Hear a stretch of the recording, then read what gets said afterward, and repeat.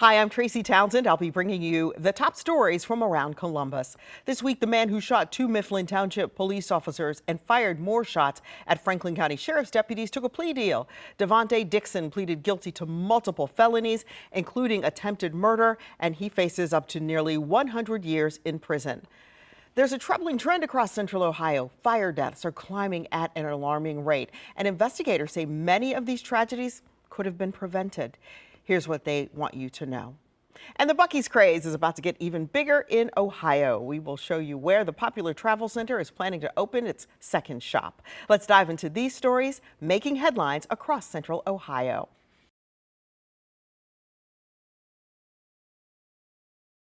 After seriously injuring two police officers and shooting at several others, Devontae Dixon has changed his plea from not guilty to guilty. On May 28, 2025, Dixon shot two Mifflin Township police officers after they tried to conduct a traffic stop. This body camera video showed Dixon shooting at the officers. One officer was shot twice, the other hit 5 times. Dixon was on the run for 2 days. 9 people have been charged with helping him hide from law enforcement. When the SWAT team surrounded him at an Obet's apartment complex, Dixon shot at 4 of the officers, then, according to investigators, shot himself. Dixon is 22 and faces 30 to 99 years in prison. He has a lengthy criminal history, and for some reason he was out. Because of the inability of the court system to keep him behind bars, we have 6 victims. 2 victims are police officers that were shot. The other 4 were shot at. Devontae Dixon was a loaded weapon that was put on the streets by the Franklin County Common Pleas Court. On May 28th of 2025, Dixon behaved exactly how any person who reviewed his history would have expected him to behave. He was stopped for a minor traffic violation as a passenger in a car, once again illegally armed. He ran from law enforcement, drawing a gun and opening fire on these officers. One officer was struck 9 times, 5 times in his body and 4 times in his vest, the other twice. There will be a pre-sentence investigation, and sentencing will be scheduled in about 4 to 6 weeks. In Columbus, Lacey Crisp, 10 TV News.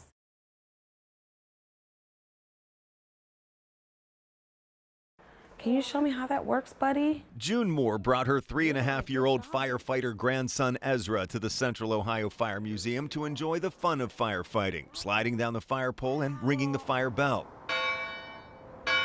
Loves any type of truck, but fire trucks are one of his favorite. He has quite a few fire trucks at home. And to soak up the history, I thought it'd be a good lunch date. And the safety lessons. Our main focus is fire safety education. But you also have some pretty cool equipment. We teach the history of firefighting from the early days of hand-drawn apparatus all the way up to new driven apparatus. While the museum focuses on the past, Executive Director Julie Goodwin says they're also locked in on the future. We have a multi-million-dollar project that we're working on. A $25 million renovation to add gallery and event space upstairs where the bunks used to be. So this is our storage facility. Exhibit space in the old machine shop behind the museum.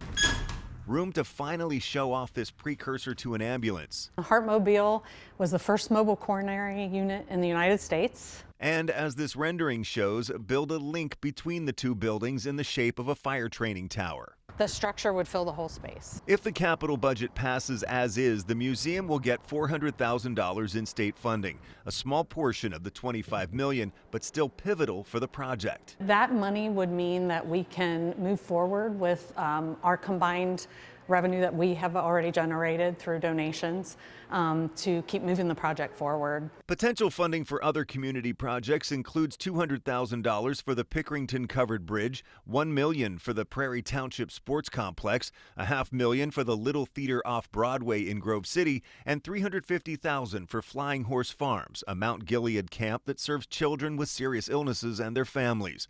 Goodwin appreciates the state funding to carry out the museum's mission for its visitors. Ultimate hope is that they come down and visit us and that they share in the experience. June Moore says she'll come back as both the museum and Ezra grow. It's pretty big as it is, but to see it bigger, I think that would be awesome.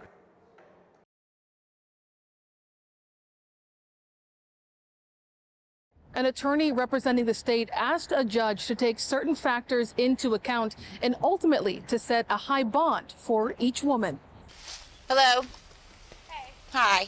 Body camera footage shows the moments before Franklin County deputies came in contact with Columbus mom Kim Brown Barfield in late May. At the time, she'd called 911 to say two of her kids had run away, and apparently it wasn't the first time. Did you give any idea where they might have gone? Possible park. Last time they did this, they went to a park. But this time, the result landed Kim and her wife, Julie Barfield, in front of a judge.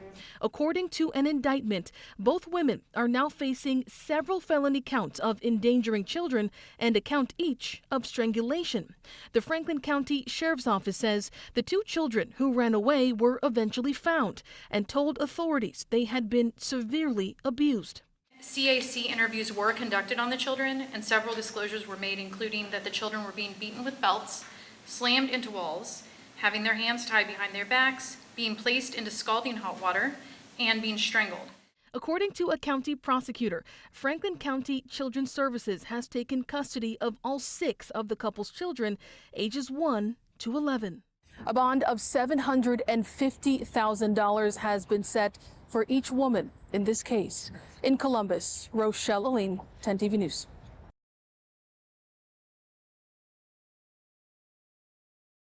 The Department of Medicaid just announced this afternoon that it is suspending payments to 49 what it calls high-risk Medicaid home health providers because they had red flags for potential fraud. The action comes after Governor DeWine recently ordered fraud prevention efforts by the department. Today, federal officials came to town to lay out what they're doing to fight fraud in Ohio. President Trump and Vice President Vance's war against fraud has come to the great state of Ohio. Acting Attorney General Scott Blanche, FBI Director Kash Patel, and other officials announced indictments of 14 people allegedly involved in fraud schemes totaling more than $50 million. Blanche said Ohio is facing some of the most significant fraud schemes in the country. I want to emphasize something about what the cases that we're bringing represent. A unified, statewide fraud-fighting effort that's firing on all cylinders. The federal and state partnership includes the offices of the Ohio Attorney General, Auditor, Treasurer, and Secretary of State. Thursday morning, Secretary of State Frank LaRose signed an agreement with the Department of Justice he says will streamline the sharing of Ohio business records with the National Fraud Detection Center. If somebody has just formed an LLC in Ohio, but they have a history of committing fraud in other states, well, we should flag that, and now we can.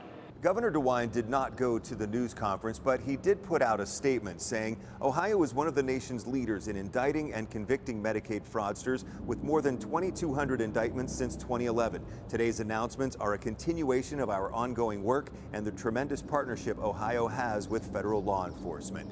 In Columbus, Doug Petcash, 10 TV News.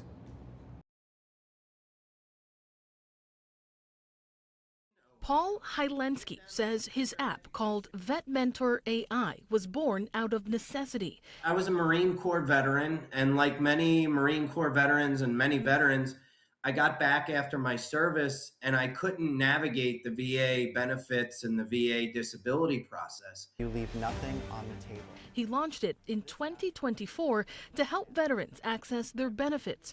6 months later, he says he was connected to a woman named Chrysanthi Velachos. According to him, Velachos wanted to build a version of his app for Ohio veterans through OSU. OSU was interested in us creating that app, which is, I told them that we have the ability to do that. Our software already did that. Velachos wasn't an employee of OSU at the time, but according to the school, she was a personal associate of former President Ted Carter. Emails released by OSU show that over the next 6 months, Hylensky, Velachos, and Carter communicated several times about the app. Carter even mentioned it while appearing on a podcast hosted by Velachos. We're working on new tools using some artificial intelligence that will be beneficial to veterans for helping them get their VA disability ratings, helping them find access to their post 9/11 GI Bill. The group also previewed this app for OSU and Jobs Ohio employees and the Department of Veterans Services. At the time, Hylensky says he and his team were under the impression that they'd be signing a deal by early 2026. But just weeks before the new year, he says his team had a final meeting with Velachos. And during that meeting, Chrysanthi made a demand of 25% of the company, and she wanted to be CEO. I own the IP. I built it. I own the IP. The company owns the IP. And so we said no. Hylensky says communication about the app stopped shortly after. 3 months later, OSU President Ted Carter resigned after disclosing an inappropriate relationship with someone seeking public resources for their private business. And a month after that, OSU released hundreds of emails and documents connected to an internal investigation of Carter's behavior. In it, Hylensky says he read this email exchange between Velachos and several OSU employees about a month after his app deal fell apart. In it, Velachos tells those staff members that there was an existing workforce platform that she wanted to stack inside of an app she was pitching to OSU. She went on to say that she knew the owners of the app and had extensive conversations with them, but things never went further than conversations. What was that like for you to read that and see that? Yeah, as a veteran, that was very frustrating. And I'll be honest, you know, at first I couldn't believe it. Troy Genko wrote in a manifesto he would slaughter women out of hatred, jealousy, and revenge. The day he wrote his manifesto, Genko searched online for 2 sororities, including one at Ohio State University, according to court documents. He was clearly on the pathway to violence. According to the Department of Justice, agents also found another note where Genko wrote he hoped to kill 3,000 people. On March 12, 2020, sheriff's deputies went to his home in Highland County. According to court documents, they found a firearm with a bump stock, several loaded magazines, body armor, and ammunition, along with a semi-automatic pistol hidden in a heating vent. He came up with the ideation, you know, what to do, went out and purchased weapons. He was arrested, pleaded guilty, and served 5 years in federal prison. On April 30th, he was released. According to court documents, on May 14th, he moved 2 blocks from OSU's campus. The Department of Justice filed a motion on May 26th asking the judge to add a condition of his release that he must live more than 2 miles from any Ohio university or college. The U.S. attorney wrote his residence choice seems to be intentionally provocative and unsafe. He has served his time and he has been released. Is it fair for the government to now impose additional restrictions on where he can live? Oh, absolutely. And no question in my mind. In a response, Genko's attorney wrote the government could have drafted conditions prior to supervised release. It chose not to, and that a probation officer inspected the residence. A spokesperson for OSU said in a statement, "We support the DOJ motion. Student safety is our top priority." To me, it is a real red flag right there.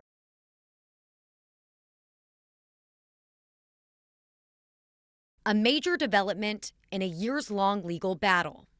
The survivors of the Strauss abuse are all Buc-ees. Will always be a part of our family and our community. Today, the Ohio State Board of Trustees ratifying $100 million in settlements in principle with all but one of the remaining Strauss survivors involved in litigation with OSU, according to the university. In a court filing in the Southern District of Ohio, a judge dismissing those claims with prejudice. So now, only claims from the one remaining plaintiff remain pending. It is important that we respect the court's order and comply with the mediator's directive to keep confidentiality in place for now. In a joint statement, Ohio State and plaintiffs thanking mediators for their assistance while details of the agreement are finalized. We continue to be very grateful to them for their courage in coming forward, and reaching a final resolution is very important to us and is an important step forward. Strauss served as a team doctor and student health physician at Ohio State from 1978 to 1998. An independent investigation found he sexually abused students during medical exams for nearly 2 decades, while university officials were aware of complaints about him. Governor Mike DeWine responding to those findings in 2019, about a year after the first lawsuits were filed against OSU. This whole story is disgusting. This whole story is a failure of people to do what's right. Stephen Snyder Hill, a plaintiff who's spent years fighting OSU in court, previously told 10 TV he hopes speaking out empowers other survivors to use their voice. And to know that no matter how big they are and how small you are, they were Goliath, we were David, but we had our slingshot. And you know what? We took our shot and we won.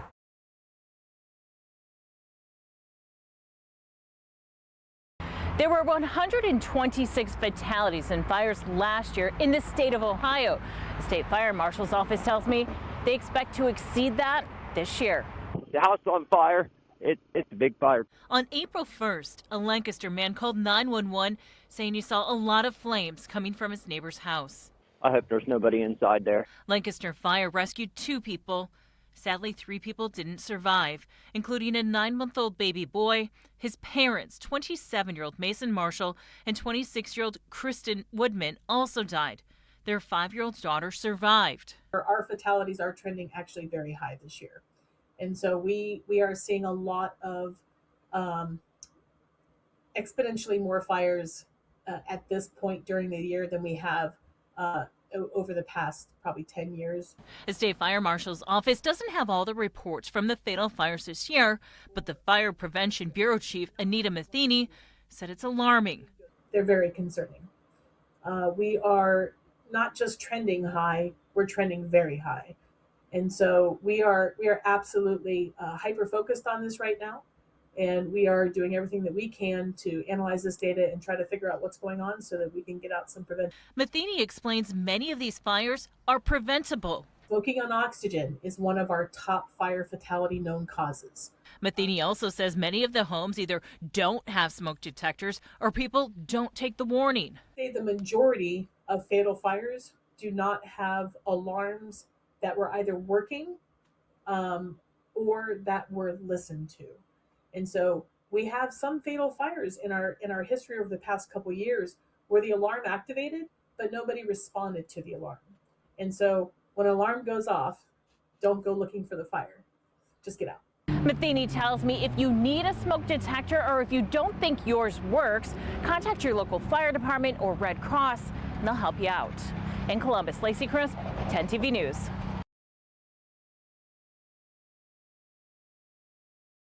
The city of Mansfield and Buc-ee's have been working on this project for some time, and now it's one step closer to the finish line. I hope it comes sooner than a few years. I think it'll bring a lot of business. This is the land, 37.5 acres just off I-71, where Buc-ee's is planned to go. They've been waiting for a couple of years for something big to happen there. Tuesday night, Mansfield City Council approved a development agreement for the 24-hour travel center. So last night was really exciting because we have been working on this for actually over a year behind the scenes, but publicly for the last 3 months. By the numbers, Buc-ee's plans are for a 70,000 square foot store with 120 fueling positions and 71 restrooms. The store will likely have around 200 full-time employees with a starting rate around $18 to $20 an hour. When you start to think about the impact that they will have on the local economy, it will be noticeable and it will be strong. Mayor Jody Perry says with the project, some improvements need to be made to public infrastructure in the area. Those working on the agreement say Buc-ee's will front the cost, then be paid back for the public improvements through a 2% sales tax-like charge on everything at the store except for fuel. 1 3/4% of the charge will go to Buc-ee's until they're repaid. 1/4% will go to the city. That extra charge will remain. I've heard a lot of good things about it as far as their food and their different snacks. So yeah, I'm really impressed that it's coming to Mansfield as well. In Mansfield, Catherine Simon, 10 TV News.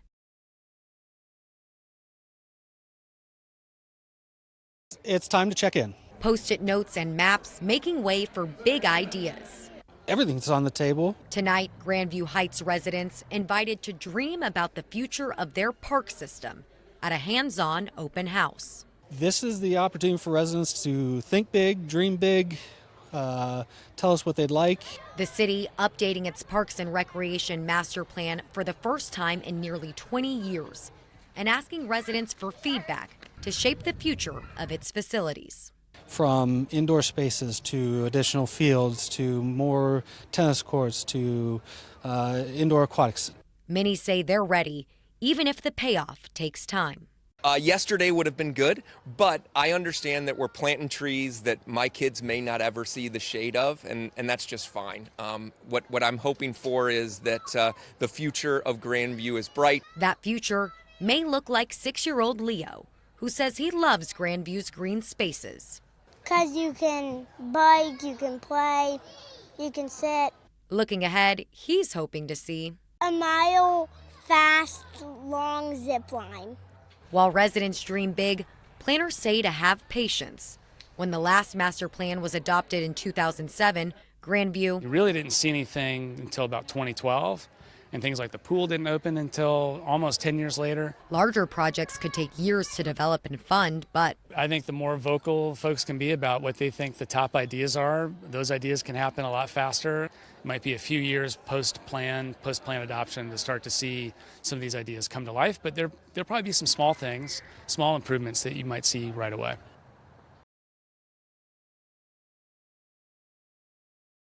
Okay, are we all set, Rex?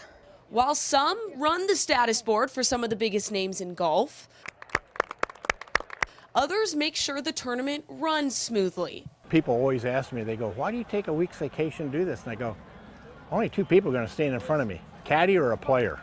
I said, I've got the best seat in the house for golf. Meet Mike Teddams, the hole captain at 12, patrolling the greens for almost 45 years. What is it about the memorial that brings you back every single year? The people. The people. Jack runs a fantastic tournament that we all feel, he makes us all feel good. We're all like one big happy family around here. It's what I do. So what is the role of a memorial marshal? This is the signature hole of the golf course, so we have to be on our toes because I don't want anybody to say, well, that's a rowdy group out there. No, we take care of it. But these marshals also take care of each other. I lost a marshal about 5 or 6 years ago that had been with me for about 25 years. So we think of him every year. We all have a ribbon on our hat with Ernie's name on it and the year he passed away. Yeah, he'd been with us for probably 22 years. He was a great guy. That green ribbon now forever sits on the outside of his hat as Mike patrols from inside the ropes. I only did this for you-know-what and giggles, and I just can't believe I've been here this long. 44 years at hole 12, and many more to come. I'm going to be out here until they have to drag me out with my feet. That's a wrap on this week's edition of Around Columbus, your look at the stories shaping Central Ohio. Thanks for spending time with us. Stay safe, stay informed, and we'll see you next time. And don't forget, you can always get the latest updates on the go with the free 10 TV News app.